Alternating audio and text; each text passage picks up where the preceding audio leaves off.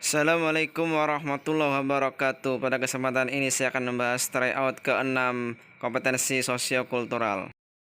Soal nomor 1. Sekelompok pemuda di Temanggung rutin melaksanakan latihan menari topeng ireng. Kegiatan ini dalam rangka melestarikan kearifan lokal dalam bentuk kesenian tari daerah. Berikut ini yang merupakan intangible cultural dalam bentuk tradisi lisan adalah titik-titik.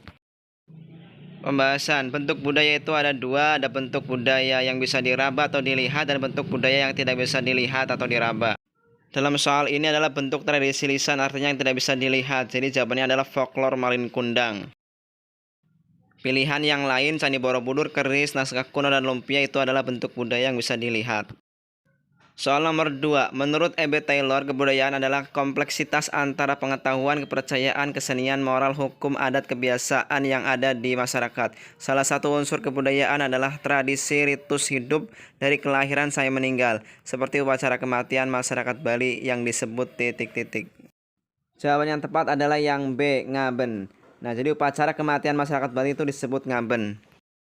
Ramusola adalah upacara kematian di Tanah Toraja.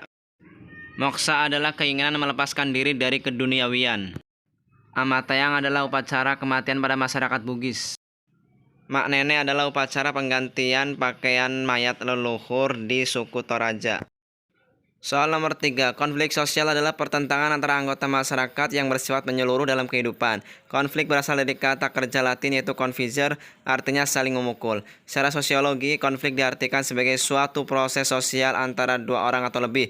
Konflik yang terjadi di Poso, Sulawesi Tengah adalah bentuk konflik dengan latar belakang titik-titik. Jawaban yang tepat adalah yang D, agama. Nah, jadi pertentangan antara agama Islam dan Kristen.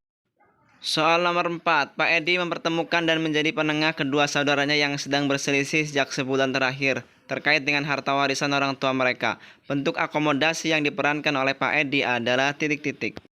Jawaban yang tepat adalah yang C, mediasi. Akomodasi adalah cara untuk menyelesaikan masalah. Mediasi adalah cara penyelesaian masalah dengan bantuan pihak ketiga yang netral. Arbitrasi meminta bantuan pihak ketiga namun lebih mengikat dan lebih atas seperti bantuan kepala desa. Adjudikasi adalah penyelesaian masalah lewat pengadilan. Koersi penyelesaian masalah dengan paksaan, contohnya berupa penjara atau hukuman mati. Stalemate adalah sama-sama mengurangi tuntutan sehingga terjadi damai. Soal nomor 5. Perhatikan pernyataan berikut.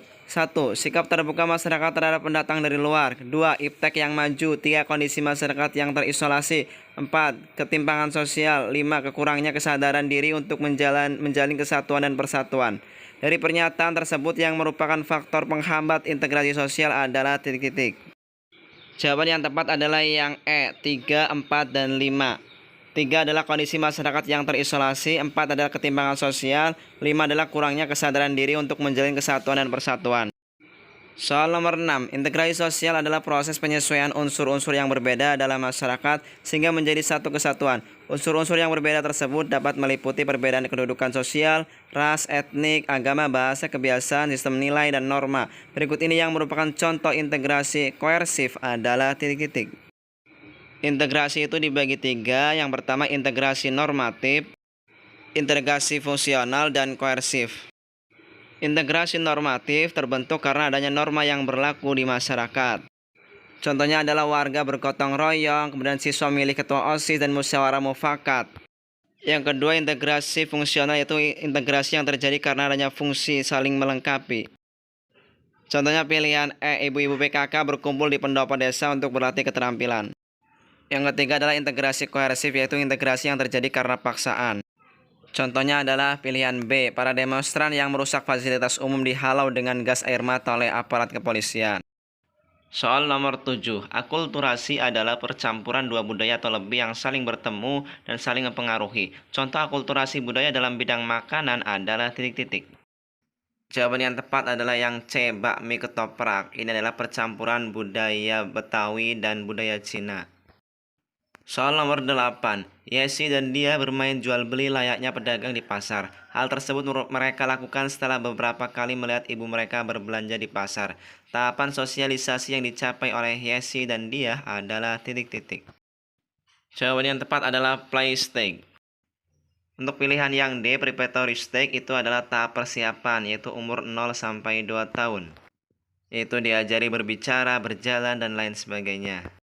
Yang kedua ada tahap play stage atau tahap meniru. Nah, mungkin usia 2 sampai 5 tahun.